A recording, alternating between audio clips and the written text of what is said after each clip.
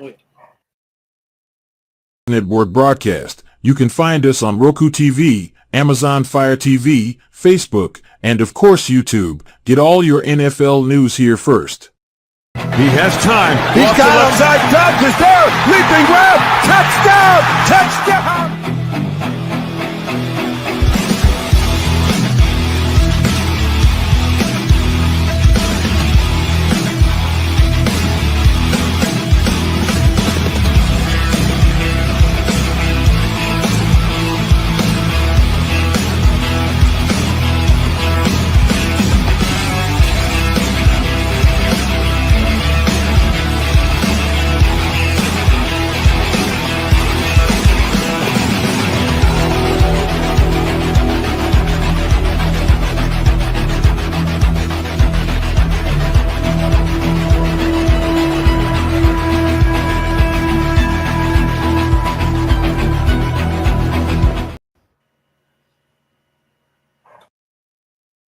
To perfection, expect nothing else. Do you like to make yourself a hot cup of coffee to start your day? We have both whole bean and grounded. Also great for all you iced coffee if not a hot kind of person. Even make yourself a frappe to quench your thirst. The best tasting coffee with espresso. It's only $18.99 plus taxes for a 12-ounce bag. Buy 1 to 5 bags and shipping is only $7. If you spend over $100, shipping is absolutely free. Good morning. It's Ken and Ken in the morning. He is now the bearded Packer fan again. His Viking fandom wore off after Kirk O'Chain got the crowd hype in Atlanta last night. Oh, what a game last night. And, of course, drinking the I won't call him kindness coffee because I like Dunkin' Donuts. Drinking the Dunkin' this morning is Rob. I've got the Bear 6 Actual in the mug this morning. Yeah, coffee. Go-go juice. Or as I like to call it, anti-murdery juice. Keeps me from killing people in the morning. So, guys, we had a good game last night. Oh, hell yeah. That was one hell of a game. Especially that ending of that sumbitch with him getting that ball spiked with 1 second left. Yeah. And look, who is... Go ahead, Rob. I was just going to say, man, it was a great game. Other than all the penalties at these... They had no penalties the first quarter, and then what the fuck happened the rest of the game? Oh, my God. But even that's my only thing, man. A lot of flags this year. A lot of fucking flags. Yeah, like, Koo is a really good kicker, right? Overall, I think people would say he's, the top echelons.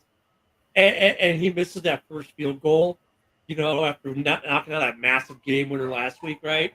And so even when he kicked the game-tied field goals, a little bit of drama. Is Koo going to get it? And of course he does. Because I don't think he ever misses.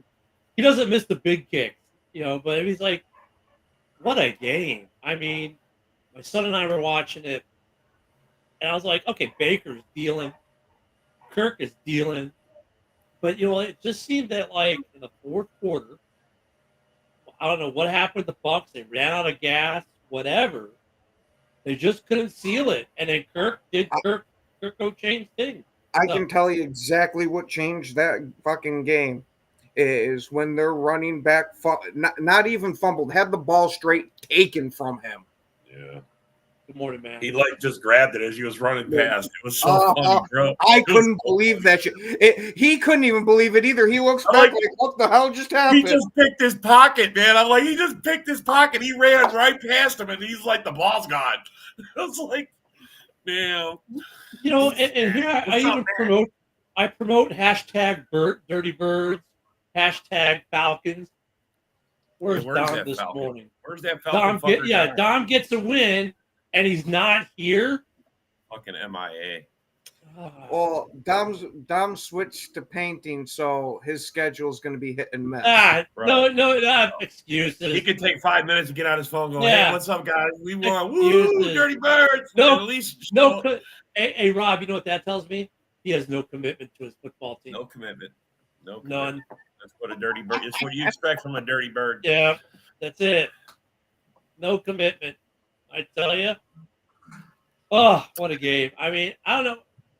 It was a good Kirk game, looked good. Did you see Kirk after the game too? bro. Even the Bucks look good. I mean, Baker looked good. Yeah. Shit.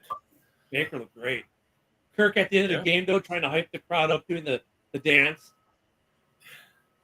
Yeah, he was. Oh yeah, him swag surfing. That shit was Yeah. hilarious. That was hilarious. Dude, but you know what though? He pulls it off. That's a ironic part of all of it. Like Kirk is like he just pulls it off, just because they know he's so genuine.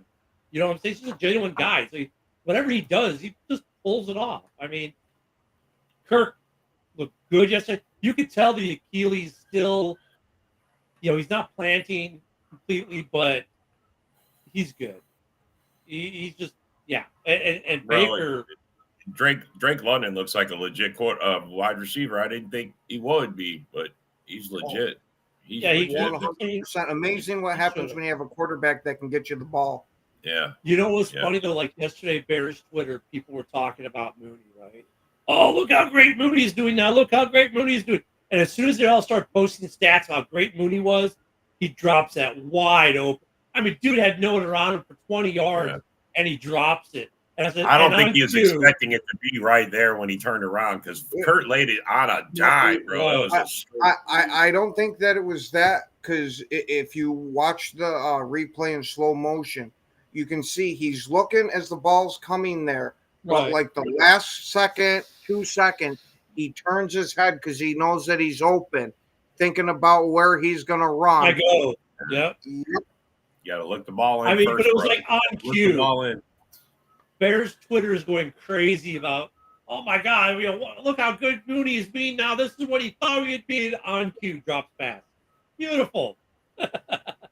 Mooney had a good game, bro. I mean, look It at happens. He still had a great game. He still had a great game. He's playing free. That's I've been saying that for a couple of weeks. He's playing free. You can tell. He hasn't caught up in a mental game of any sort. He's just playing. He wasn't doing that in Chicago last year. He was too worried about my routes got to be this. I've got to be that. It felt like he wasn't playing free his last year in Chicago, especially when you look at all the drops he had. He just wasn't playing free. He's playing free now, and I mean, not only did he get a nice contract from Atlanta, but he's doing really well. So I'm happy for him. I mean, I said, remember when he went there, I said it. Change of scenery is what this guy needs. Mm-hmm. And he's producing.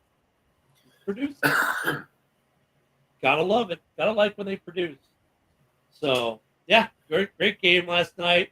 Any big surprises for either of you guys in last night's game? Not really. It kind of went how I expected it to go. That it was going to be a close game, and that Atlanta was going to sneak her out. I'm going to say Atlanta's not using Bijan Robinson like they should. Fuck, man. 60 yards. I mean, what the fuck, bro? Or how they freaking started the overtime period and had Algier out there. How in the hell are you going to have him over Bijan? Damn you, Matt. It's been over 24 hours. The Vikings are dead. I don't get I don't get why they're not using Bijan. You got a great running back like that. Lean on him, man. That's what the fuck he's for. Well, like I do understand Algier is a good back in and of his own right, and not to take anything away from him, but Bijan is on a whole nother level. Yeah, I agree. They haven't used him right since they got him. Oh, well, they kind of did last year, and they kind of looked like they was gonna, but they have not used him at all like he should be used. Yeah, Algier still took quite a few things from him, and especially once it got to the point last year. I mean, if you're not going to ride the thoroughbred, trade him away and get something for him. I mean, but look, there's one thing though. Like we all watch this game. I don't know how they've used Bijan the rest of the season, but I mean, you're not gonna workhorse him every game. I mean, maybe next week they use him more because then people are like, oh, well, now we got to watch the passing. So now they can use Bijan more. But, I mean, I have been surprised how little Bijan gets used in that. Yeah, I don't have a problem with them switching between pass and run and all of that. My issue is him having to split carries with Algier. Yeah. I don't get that either. I mean, I think Chicago, like, we go to running games. I mean, the running game's not always easy, but, like, I don't know, maybe it's something we're missing because, like, in Chicago, for instance, we realized, I think you guys saw it. You can't run Swift as a feature back with the current offensive line in Chicago. You need to run Roschon Johnson first, right, to create opportunities for Swift to use his style of running. Maybe that's the same situation, or similar situation in Atlanta with Bijan, that they got to run him out there. Run Algiers out there, run him to create for Bijan. But I almost don't even buy my own argument on that. I'm just throwing that out there because Bijan's so dynamic, he can do it all. But I mean, I'm just trying to think out, like, why would they be doing that? I don't know. Maybe it's like a Chicago situation where Roschon leads the Swift. Okay, well, maybe Algiers leads the Bijan. I don't know. Or does Bijan lead the Algiers? Well, he's 5 games in and he has no touchdowns, right? No touchdowns, I don't None. think. And he's, None. I mean, and I mean, he's almost like 5 yards a carry. I mean, but no touchdown. Like Algiers is poaching the scoring. If he don't score from like outside the 20, he's not going to probably get a touchdown. It's looking like. I mean, maybe a receiving touchdown, but even Algiers is getting some passes too. So I don't know, man. Well, holy shit! Speaking of doing multiple things at running back, did you guys see how good Bijan is at picking up the blitz? Yeah. Holy shit! Is he a damn good pass blocker? If you remember, I was high on him in that draft. I was hoping the Bears were going to snag him. I was all about Bijan. I thought he was the answer. We were letting Montgomery go. I figured, if we're letting Montgomery go, we're going for Bijan. Instead we got. Yeah, he was supposed to go 1, I think, the first running back off the board, and they the Lions scooped up Gibbs. Gibbs, yeah. Yeah, they scooped Gibbs that day draft. I remember that. I was like, wow, but I don't know. I mean, great game. Buccaneers look really good.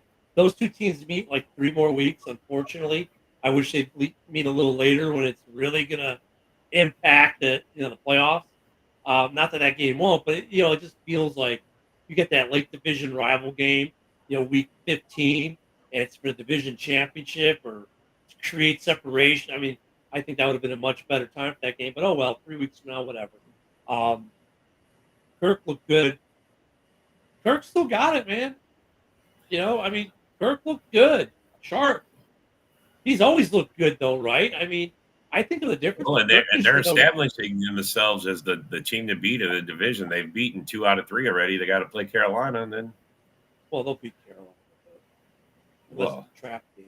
Watch, that's the team they lose to. I mean, just how it goes for Kirk, man. Just how it goes for his ass. Kirk is winning.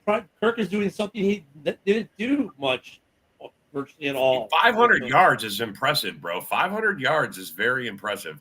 4 touchdowns, 500 yards. That's a game. He's during prime time.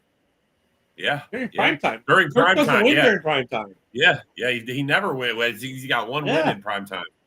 Well, he's got 2 this year. 2. He's got 2. Yeah. I mean, Mason Crosby came out saying he wanted out. Max Crosby, not Mason Crosby. Oh, he's Max. He's talking about Max Crosby because there was. Yeah, I'm like, dude, I was sitting there wondering. Mason's been retired for a while, there, buddy. Yeah. If Max Crosby wants out, oh my God! Tyler, I mean, it's all good, if the Raiders are going to move on from Max Crosby as well, I mean, and they're fire selling that team off right now and rebuilding. Nah, you good, bro? Yeah, you're good. You shouldn't be texting and driving though, Tyler. He's probably accidents happen. Probably talking. Yeah, let you talk to text. Okay.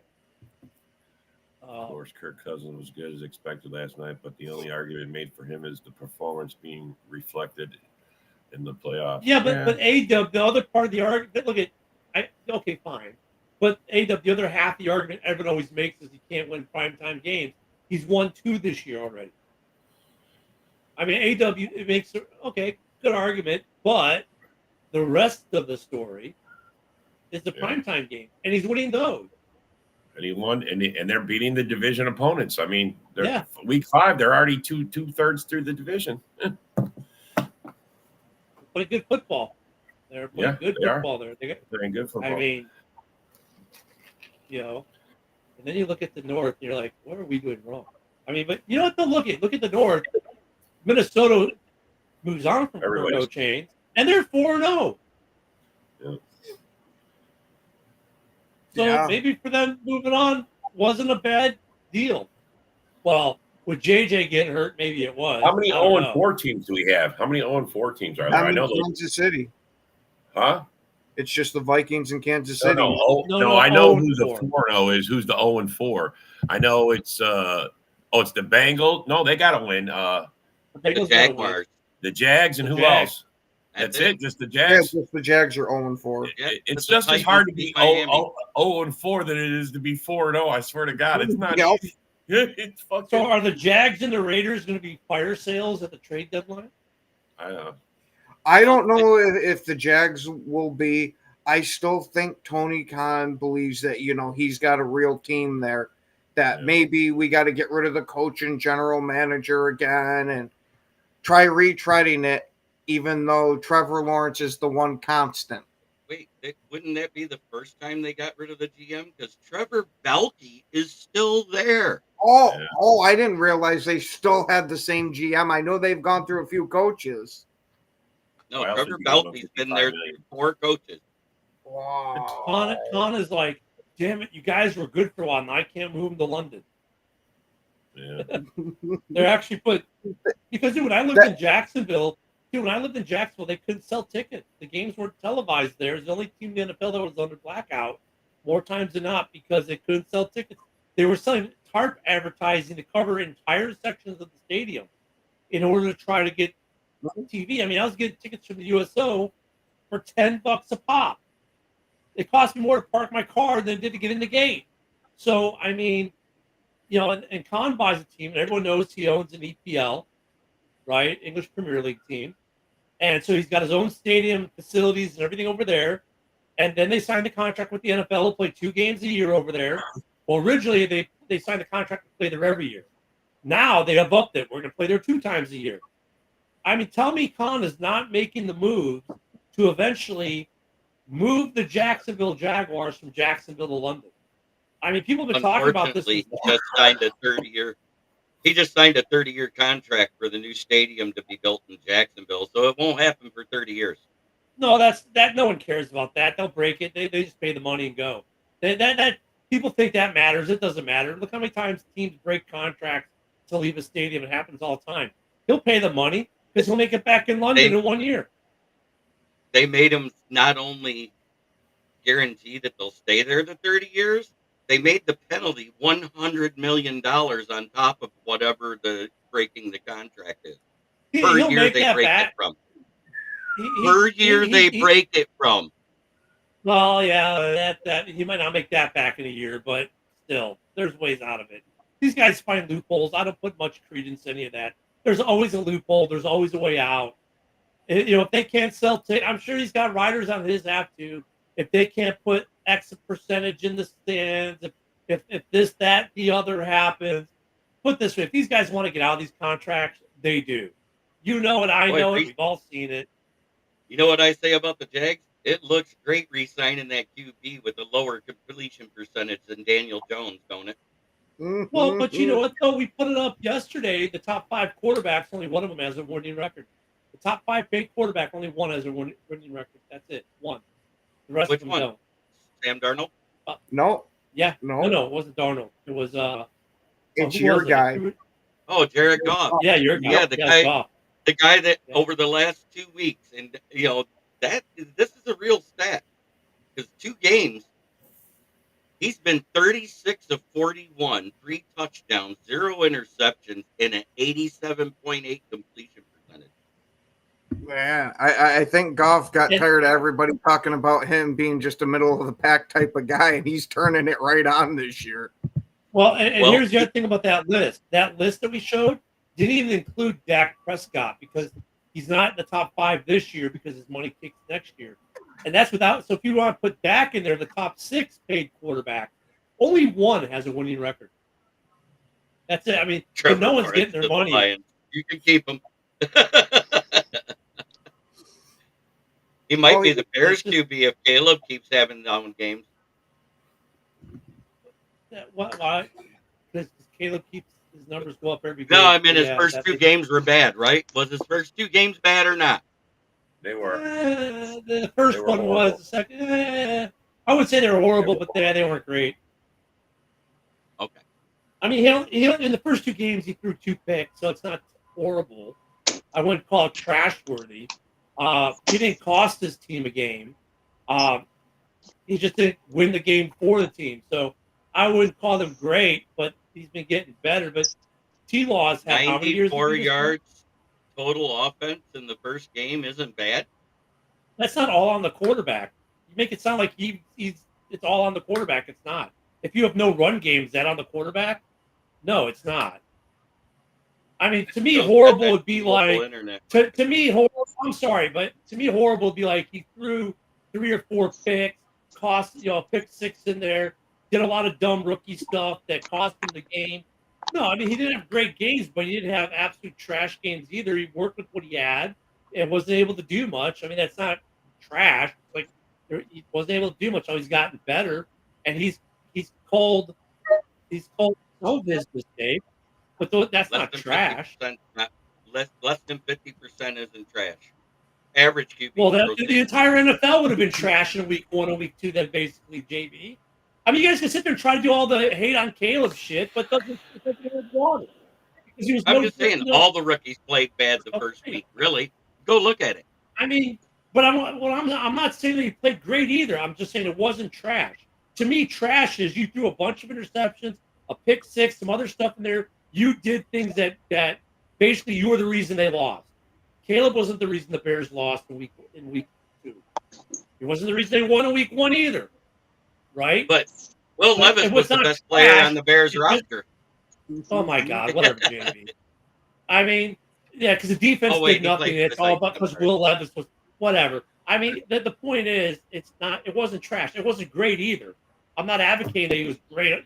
Oh my God, Caleb was awesome. It just wasn't. I just wanted to get you going. I just wanted to get you going. You did. He got his blood pressure up, bro. I know, man. I just don't deal well with stupidity. That's it.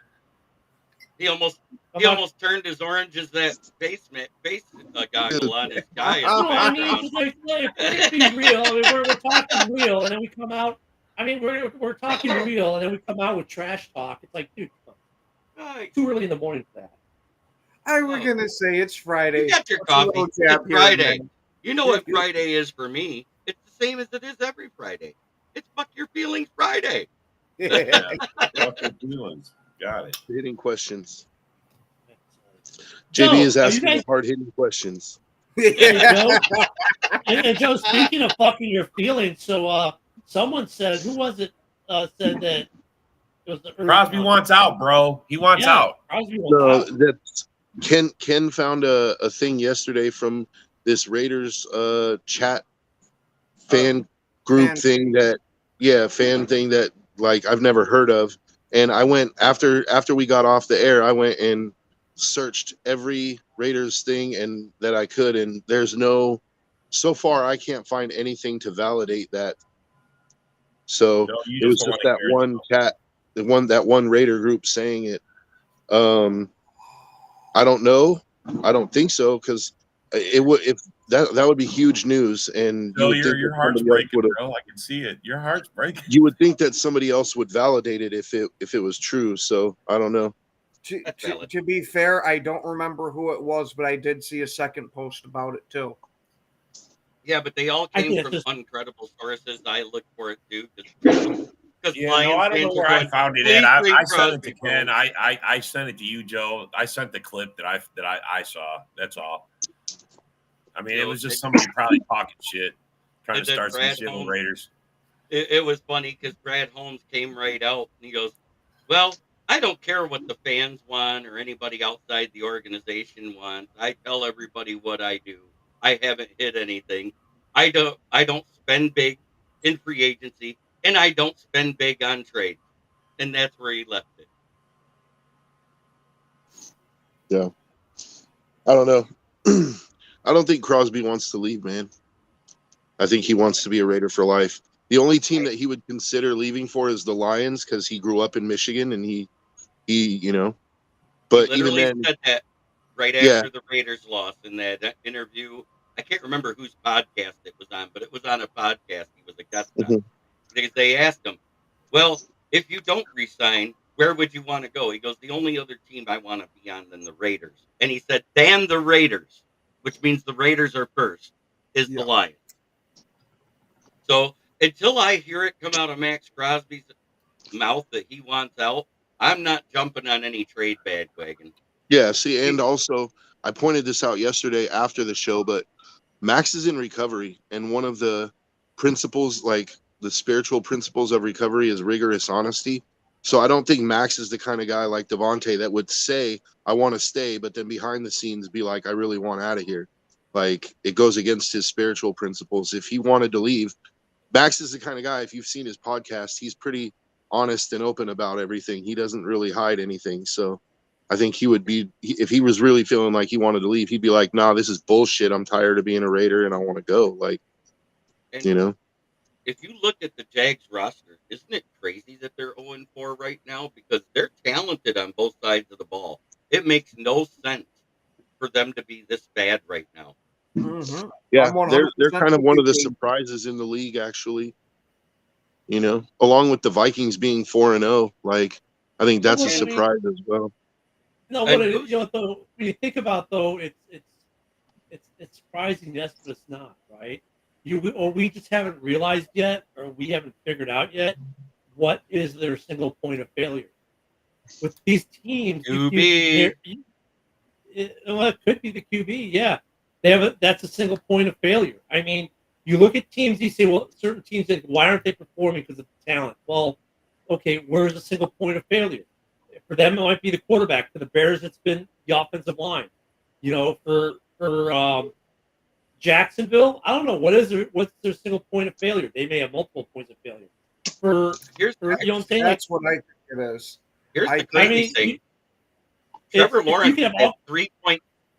Sorry, I was going to say Trevor Lawrence had 3.3 seconds, so you can't blame it on their O line. That's what his average time in the pocket. It might, but it might be something else. Maybe it's their defensive line. Maybe, you know, because it's like you go back. I mean, look at, we always the offense. Well, look at Jay Cutler had the number 2 offense in the league with Casey as his OC, but the worst defense. So yeah, he put up 32 points, and they would give up 48. So the Bears were losing. Oh, Cutler sucks. Why? The defense is a single point of failure. So I mean, you know, you look at these teams. There's usually a single point of failure. Sometimes it's multiple points of failure. Then you look at a team like the Vikings. Why are they doing well? They don't have a single point of failure. They may have a few points in mediocrity, but they're able to cover that right now because they're playing really good ball in some other area. So they're able to cover where they're mediocre. I mean, that's usually the difference. I don't think the Jags can be blamed. I don't think the Jags can be blamed on a single point of failure, though. Like, I think they lack a true number 1 wide receiver, and Lawrence just isn't good enough to elevate that team by himself. I think that's 2 points of failure. You know, I think the head coach of Doug Peterson, he's really. See, to me, I like Peterson, man. Peterson's a good coach.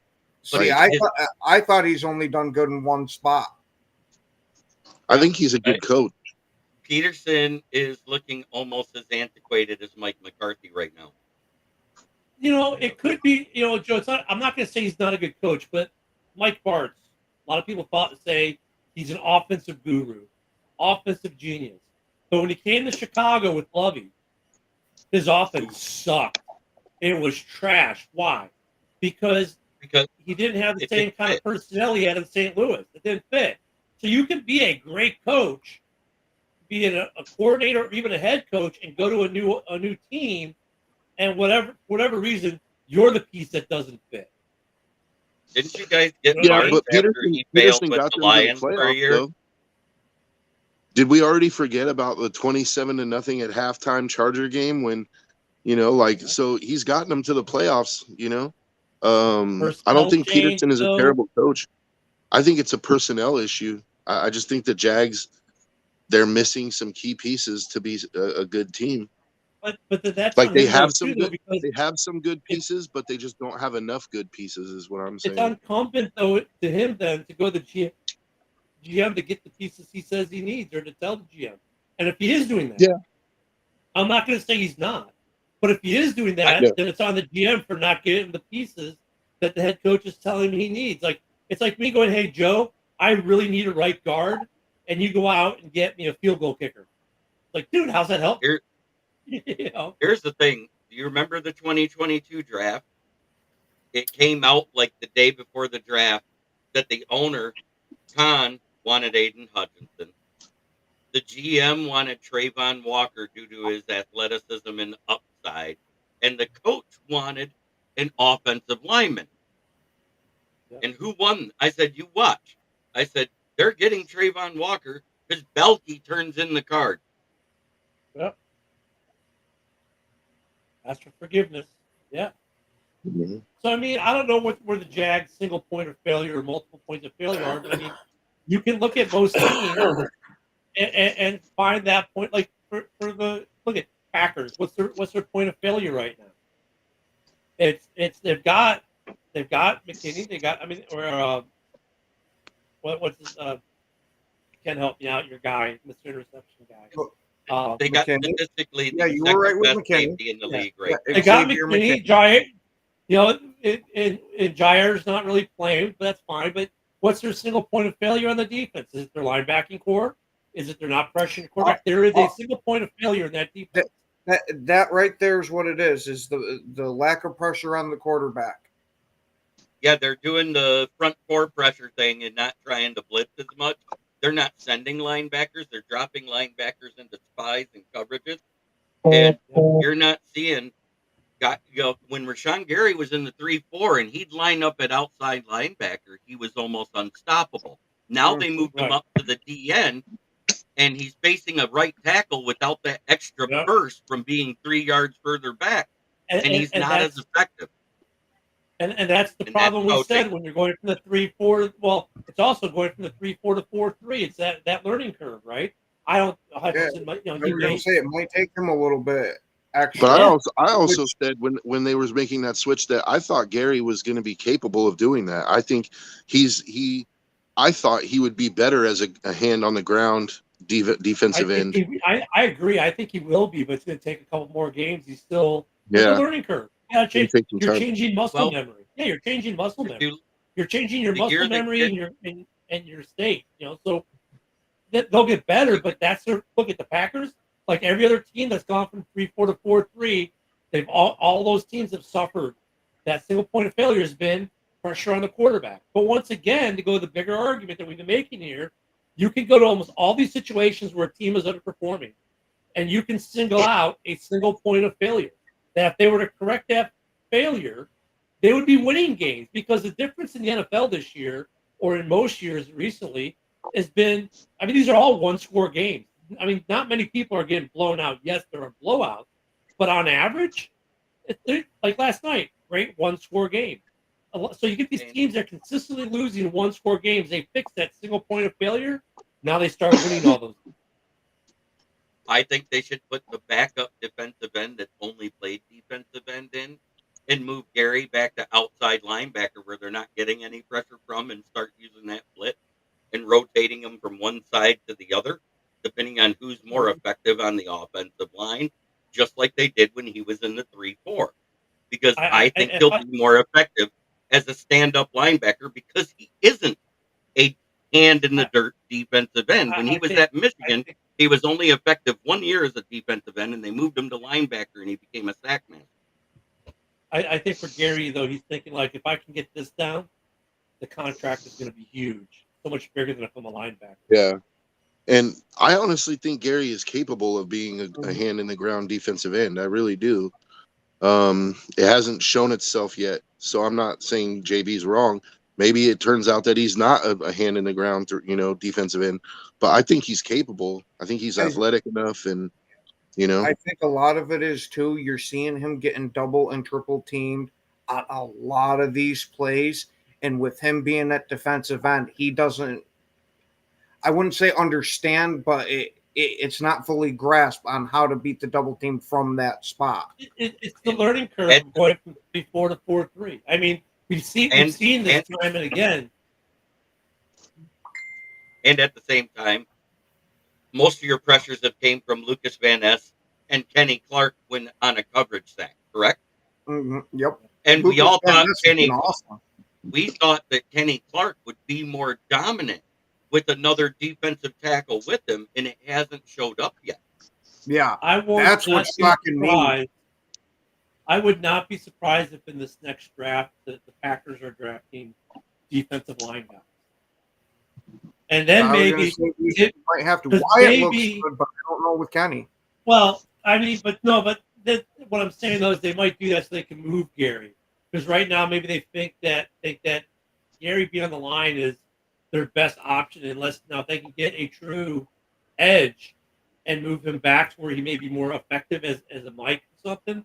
But I would not be surprised to see Green Bay high on an edge in the draft. I mean, but that's part of that's part of the learning curve of switching from a 3-4 to a 4-3. Every team goes through it, and every team thinks, okay, I'm good, and then you think, then what happens? Game happens, and a guy you thought would be good isn't, and a guy you thought you might have to get rid of because you won't make the transition becomes a stud.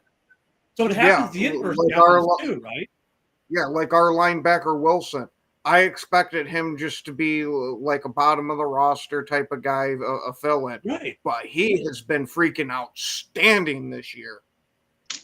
So I mean, you look at so when you going back though where we started though with the Raiders, is there a single point of failure at the quarterback position, or do they have another issue? No, there's more than one issue. The offensive line hasn't played very good. Their run blocking is terrible. Zamir White has lacked vision and runs right into the ass of his offensive lineman. That's been a problem. There's been a few problems, A quarterback, I definitely think Minshew. I don't like Minshew's decision making at times, and I think he runs away from a clean pocket. Like when they actually do give him a clean pocket, he's always rolling out to his right, trying to make throws. It's like, just stay in the pocket and fucking throw the ball, dude. That's why, I think I would like to see Aiden O'Connell, and is because he can at least, he doesn't have the mobility to get outside, so he's going to have to stay in the pocket. You know what I mean? But I think that's a good thing. You have to trust your line at some point, and I get that they haven't really given you a strong reason to trust them, but that's part of playing quarterback. You can't just roll out to your right every time. Sometimes you got to stay in the pocket and take the hits. Now, Matt Henry, you can say with the first pick that the Raiders will pick Shedeur Sanders, but right now it looks like it's going to be the Jags. Until they win a game, you can't say it's the Raiders. Yeah. On Sanders, we'll see if he goes number one. I think the talk has been, he's hyped up for NCAA and all the money they're making. I think you're crazy. If you think the Raiders are picking first, I think you're crazy, dude. Well, no, but just the Raiders are not. How far this dysfunction goes, it could be possible. There are a lot of people out there who are talking about this. You're like Sanders won't even go in the top 10. There's no scenario where the Raiders pick first overall, dude. Unless they just straight up win. Yeah. I'm sorry, but I get that it's the Raiders are gonna suck, but realistically, for me, they're the most disappointing team. They could end up in top 10. Max Bales too. If Max Bales along with Devontae, do you think you guys are tanking? If Max bails, I won't even be watching anymore. So.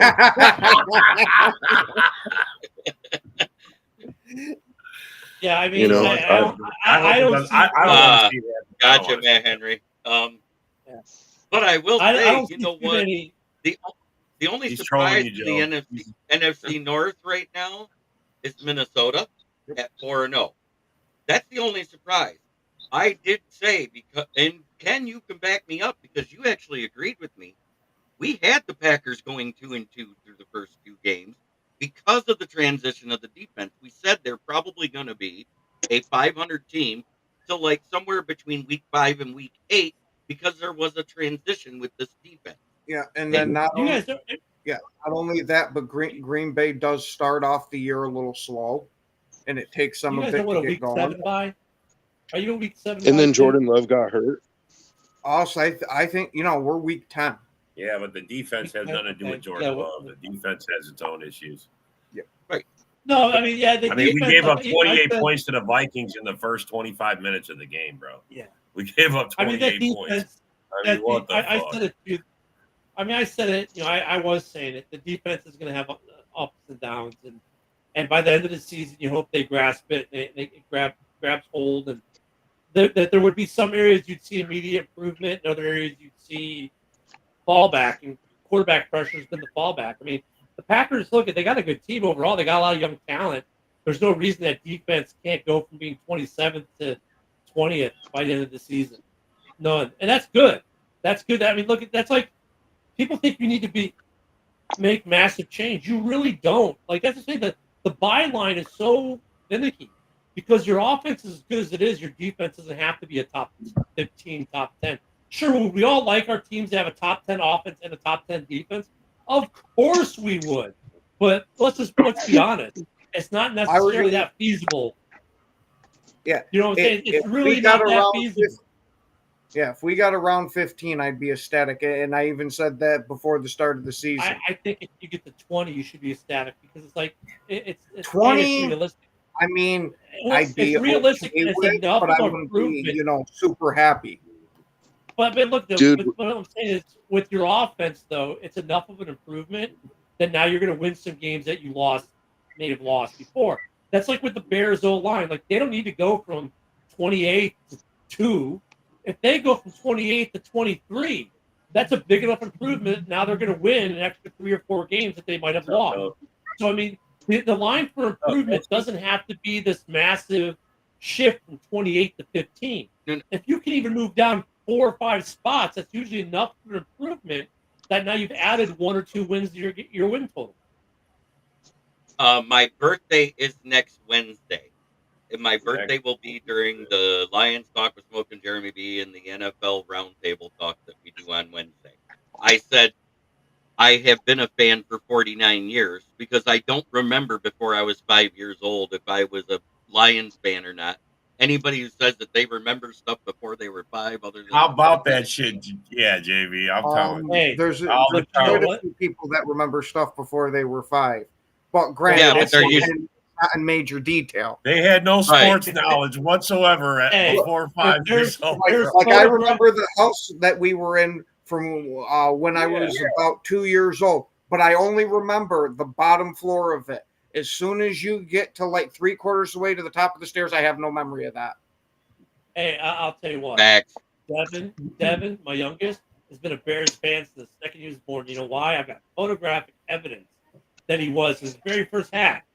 The very first thing they put on his little head was a Bears beanie. So there you go. You don't have to remember. You got photographic evidence. And I will say, I don't have photographic memory. I have pornographic memory. I don't forget a porno I've ever I'm watched. with you there, JB. I got a am little not bit of both. I surprised. actually I brought my youngest daughter home from the hospital in a Raider onesie. There you go. See, there you go. Doing it right. That's what I'm talking And about. And I'm sure that if there wasn't pictures of me as a baby watching football with my dad, I wouldn't even know I was a fan before I was 5. You know what I'm saying? So I don't Mhm. count that because you have no knowledge. You know what you're attracted to? Things moving on the screen. Yep. Did the Lions buy? No, it actually came right on time with the early injuries we've had. They've all been mostly minor injuries, minus Mosley and Kaminsky. So Jeremy, you dirty bastard. But anyways, I remember when I was 5 because I fell in love with the colors of the uniform. So when it came to Christmas, if I asked for a shirt or a hat or anything like that, or back when we were kids and stupid, we would ask for pajamas. It had to be Lions. Yeah. You really like the early buy, Jeremy, or would you prefer it later? I like it because we got Broderick Martin returning to practice today. We got Christian Mahogany, who just got off the PUP list, returning to practice today. His 21-day window has been activated. Frank the Tank, with that grade 1 minor pec tear, can get fully healthy with the extra days off until we play Dallas, so we can have him in the Dallas game. So the bye's coming at a good time for you injury-wise anyway. Yeah, that's why it's actually good in a way. It sucks because later on, if you have more injuries, and that's what I mean. There's no rest. The grind is long. The grind is hard. Right. Shit. But at the same time, there was a team that started 1-3 last year at this point and had the week 5 bye, and they damn near pulled off a playoff run. They just came up a game short on the way it was in the pecking order. Do you remember what that team was? The team we just beat, the Seahawks. Remember, they had a 9-win season and missed the playoffs. Yeah. So this is there's the part of the show where we remind them that, Jeremy, that we have to remind Jeremy that the Lions haven't pulled off back-to-back anything ever, as far as any of us remember, without looking and at the same time, and now they've got this third. Hold on. I got to finish my sentence, JB, before you jump in about how awesome you are. And now that they have to go 13 games with no break, they're going to lose probably about 7 of them and end up third in the division. Just throw it out there because it's Fuck Your Feelings Friday. Yep. And Fuck Your Feelings Friday, the Bears end up at 2-14-1. I like that prediction. Wow. That means they're not winning nothing else from here on out, JV. You know that. No, right? they'll be Carolina this week, but they'll be Carolina this week. But no, I predict the Panthers are going to win because Andy Dalton is going to rub that red rocket. Yeah, the Red Rifle's still the quarterback. And that would also mean we have to lose to the Jags the following week. He's got revenge in mind, man. Last time he was in Chicago, he got his ass kicked. You'll give the Jags their first win of the season because they'll still be behind you in the standings. You guys are tanking for Travis Hunter. That way you get a wide receiver, linebacker / safety. I hate the early bye week though, because you're right. I know. I do too, bro. It's too early. Week 5 is fucking early. I know, but it is what it is. You can't help it. That's what the schedule makers gave you. They should just fucking have like make it like where everybody gets the same in the middle of the season, somewhere in there where we all then one rotating. Yes, that's how it should be. So everybody's not. That is what they're considering doing, with the 18-week season. We would just have less games we would just have less games, but everybody would be a better buy, and it would be a better situation. I think here's what you do. You want to make it even better? Week 8, the NFC is off that week. Week 9, the AFC is off that week. There you go. That's problem perfect. solved. Yes, perfect. Now look at, you know why this won't happen? Fantasy football is why that won't happen. Everybody's got bye weeks, bro. Everybody's got bye weeks. Yeah, but not like your entire roster's on bye week. Crap! I need to go hit the waiver wire and pick up 10 guys. The whole fucking team is on bye. Thank God I got Sam Darnold and a couple other good wide receivers because I'm okay. But you know what? That'll just change the way. You know what? They'll look at. If you're a smart fantasy player, it just changes the way you draft. You draft. You make sure you draft an AFC and an NFC guy at each position. That's all. Bye week drafted. It's simple. So if you're taking Goff as your quarterback, then you need to get like Fields as your bye week quarterback. No, that's literally what I said. Though is literally what they're talking about if they go to an 18-game schedule. Week 9, the week after the bye week, will actually be or the week after the trade deadline will be a bye week. That way, everybody you traded for has a chance to get acclimated in your system What, the whole league takes a before you week play off? your next game. Yep. It'll be the whole league at week 9, and then there's one more that'll be a rotating week off. That's a Just lot like of we lost have revenue, now. man. No, they're That's a doing lot of that lost because Yeah, they should just do But- it, but they wait, should just do it by it division, makes sense. man. They're Even talking North. about starting the season 2 weeks early to allow Mhm. this to Right. happen. And then when the playoffs get done, the Super Bowl is on the Sunday before President's Day every year. Yeah. That part I get. That makes sense because then everyone's should have Monday off. But let's be honest though, it's a bank holiday, but a lot of people work on President's Day. Right. A lot of It's schools basically have a federal holiday. Schools,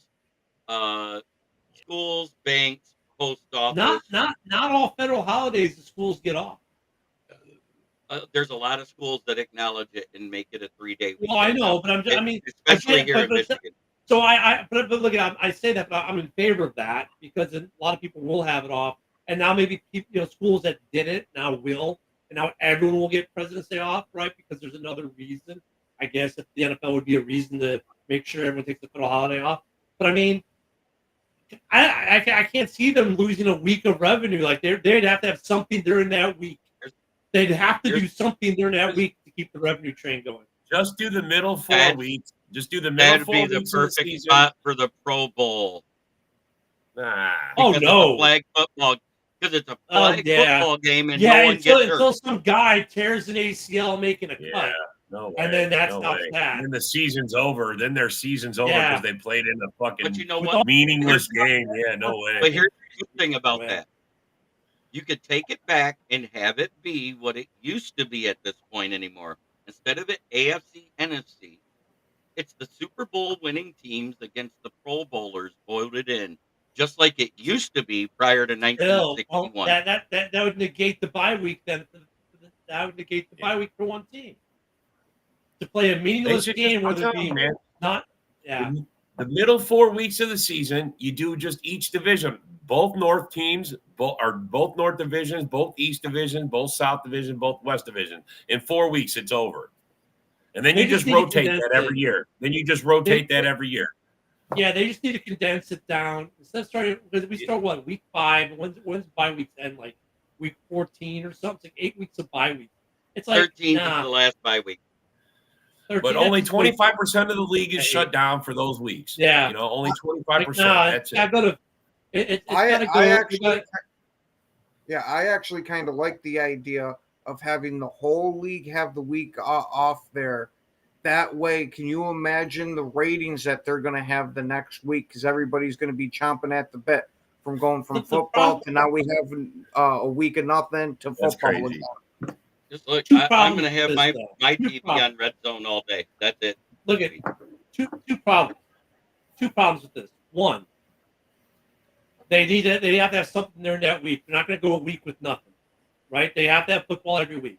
Two, right now the bye week is somewhat used for teams with international games. So the Bears go to Wait, but- London week. Hold on, the Bears go to London week 6. They're on bye week 7. You know, a lot of times the teams they get their bye week are the teams who are going to London or Germany or those international games. That's part of the sell is they give the teams a bye week that just played in Europe. So that would change because now you play in Europe and not get a bye week if there was one bye week for the whole season, right? If you had the Okay. London game in week 5 or week 6, right? You don't have a bye week then until week 9. But there's going to be 2 bye weeks. There's the week for everybody, and then a bye week like we have now. Okay, but they rotating play more than one. two, but they play more than 2 weekends in London. I think what was it, 3 or 4 different weekends in London, and then they got one weekend in Germany. So they're playing 3 to 5 weeks. Two in London, one in Germany, and the one in Brazil. And I think is there another one in Italy this year? Is that what it is? There's No, 5 Spain. games overseas, or is it 4? Barcelona. They're playing at Barcelona. Okay. So that's 5 Yeah, they're going games to Barca. overseas is what it is. Yeah, but the first one doesn't really. We saw that because they played that one the day early, so they don't need the bye. So you still got the 4 in Europe, and traditionally they take their bye when they come home, right? So I mean, look, but I'm not saying they can't get away from that because I think they can. It'd be perfectly fine. I think the teams would be fine without it. But I mean, I think they're not going to go a whole week with no football. I think they'd be much happier going, okay, by week 1, the NFC have a nice week. By week 2, AFC enjoy your week, because then at least they would have football on the television set that every weekend for 19 weeks or whatever. I'm just telling you what I heard they're proposing. Mm-hmm. Oh, I've heard it too, JB. I've heard it too. I just don't think it'll win out. I think it's actually smart for the reason I said. That gives the players that you traded for a chance to acclimate into your offensive and defensive system. And I don't disagree with any of that. If you have that 2 weeks for them to get acclimated, they actually don't look as rusty when they come in and play that first game. And JB, I agree 100% with you on all that. But at the end of the day, the NFL don't care about that. Well, that was they want to have games on every week, generating that revenue. That was the NFL's suggestion, not the players' union, not anybody else, but Roger Goodell in the front office of the NFL. This is what will win the day, the dollar bill, y'all. Because I think, honestly, unless they have something they can put on that week to generate revenue in that off week, they won't do it. They won't do it unless there's something they can have in that off weekend that's going to generate revenue. Everybody will do NFL replay. They'll put up the best games of the week for each team and put it on replay on NFL Network that week. That's what'll happen. You watch. That way, NFL Network will be the most watched channel for 1 week, which is direct revenue to the NFL. It gets split by every team. I think a lot of people won't even bother watching. Shit, I'd watch. That way, these amazing games that happened that you didn't have a chance to see because your team was playing, you can now see what that game was like. Or maybe they televise a CFL game or tie in something. They'd have to tie in something to get football on TV, NFL-sponsored football on TV. And you know what they could do? Okay, the whole league, you get your bye week, but last year's Super Bowl teams, right? Guess what? The bye week is not your bye week. That's the week you guys are meeting. So maybe 4 teams don't get that bye or something like that. And Matt, do you want to bet a kidney on it? Yeah, no shit, man. Because there ain't no way in hell that Willis is going to be picked over Love. Hey, well, you know, Willis is 2-0. Willis is 2-0. Love is 0-2. Just saying. And at the same time, calling us the most miserable franchise in history, you forget there's 5 other teams that's never had an NFL MVP, and the Lions are not one of them. That's the oldest franchise in the NFL that actually started 30 years before the NFL. The Cardinals. He's trolling. The Jags. The Bucks. You just go like this to Matt. Say this, Matt. Fuck you, Matt. Hey, Matt, just tell them. Hey. Look, every Lions fan has a paper bag in their drawer, in their desk drawer. Matt's a good troll. Fuck that. Matt's a good troll. He's fucking ugly as hell, but he's a good troll. Hey, on that last terrible trolling take by Matt, we have a comment who gets to end it out this week for the first time in the week. Matt, on that horrible take. Terrible take. We will see you all next Monday. 60 years. Don't forget all the other network shows this weekend. Food, Red Zone Rant, the pregame show on Sunday, and what's the show before the pregame Frozen show? Tundra tonight. Frozen Tundra tonight. So keep it here, guys. Have a great weekend. Peace. Huddle Sports Network broadcast. You can find us on Roku TV, Amazon Fire Stick TV, Facebook, and YouTube. Get all your sports news here first. The daily podcasts are Ken and Ken in the Morning, Lions Talk with Smoking Jeremy B, Wrestling Roundup, The Big Football Show, and more, Shield TV, Lions Villain Report, and Red Zone Rant. The afternoon podcasts are Valhalla, Grosef Sports, WCFL Dolphins Talk, The Cheap Seats, The Bodkin Show, Spirit of Detroit Podcast, and Maniacs. The nightly podcasts are Palace Hall Report, Frozen Tundra Network, Skull Gang 365, The Huddle Sports Network Open Mic, First and 10 with Foz, Main Event Football Show, Prime Sports World, The Man Cave, Prim and Proper Sports, Spitballing Podcast,